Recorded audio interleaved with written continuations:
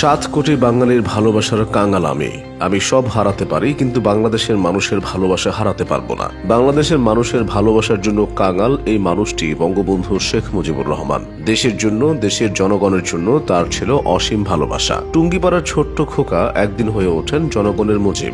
সেই জনগণের মুক্তির জন্য মুজিব থেকে হয়ে ওঠেন বাংলার বন্ধু বঙ্গবন্ধু শেখ মুজিবুর রহমান। 1920 সালের 17 মার্চ গোপালগঞ্জের টুঙ্গিপাড়ায় জন্মগ্রহণ করেন। গোপালগঞ্জ তখন ফরিদপুর জেলার একটি মহকুমা ছিল। 1927 সালে মাত্র 7 বছর বয়সে গিমাডাঙ্গা প্রাথমিক বিদ্যালয়ে শেখ মুজিবুর রহমানের শিক্ষা জীবনের সূচনা হয়। এরপর গোপালগঞ্জ মিশন হাই স্কুল থেকে তিনি মাধ্যমিক শিক্ষা লাভ করেন। তবে 1934 সালে বঙ্গবন্ধুর চোখে জটিল রোগ ধরা পড়ে, তাই পরবর্তী 4 বছর তিনি পড়াশোনা চালিয়ে যেতে পারেননি। তাই 1941 সালে গোপালগঞ্জ মিশনারি স্কুল থেকে তিনি ম্যাট্রিক এবং 1944 সালে কলকাতা ইসলামিয়া কলেজ থেকে উচ্চ মাধ্যমিক পাশ করেন।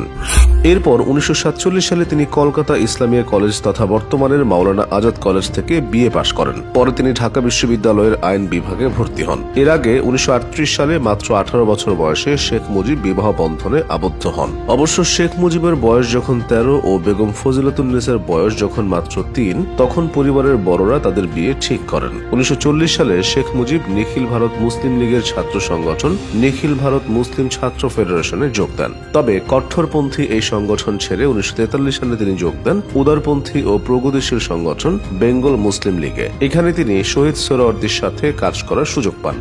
1948 সালের 4 জানুয়ারি পূর্ব পাকিস্তান মুসলিম ছাত্রলীগের 14 জনের কমিটি গঠন করা হয়। এই 14 জনের মধ্যে শেখ মুজিবুর রহমান ছিলেন অন্যতম সদস্য। 1948 সাল থেকে পরবর্তী 1.5 দশকে বঙ্গবন্ধু ভীষণ ব্যস্ত সময় পার করেছেন। 1969 সালের 23 ফেব্রুয়ারি ঢাকার রেসকোর্স ময়দানে শেখ মুজিবুর রহমানকে গণসংবর্ধনা দেওয়া হয়। এখানে শেখ মুজিবুর রহমানকে বঙ্গবন্ধু উপাধিতে ভূষিত করা হয়।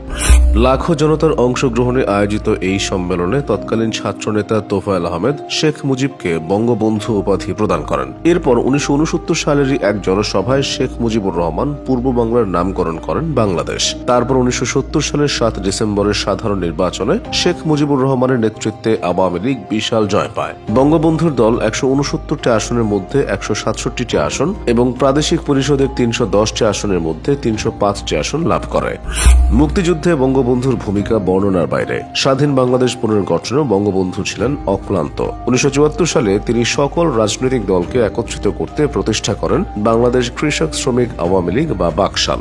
একই সাথে অন্যান্য সকল রাজনৈতিক দলকে নিষিদ্ধ করা হয়। এর মধ্যে প্রথম যে দলটি নিষিদ্ধ করা হয় সেটি তার নিজের দল বাংলাদেশ আওয়ামী লীগ। বঙ্গবন্ধু শেখ মুজিবুর রহমান তার রাজনৈতিক জীবনে মোট 4682 দিন কারাগারে কাটিয়েছেন। এর মাঝে ব্রিটিশ আমলে স্কুলে ছাত্রাবস্থায় 7 দিন কারাভোগ করেন।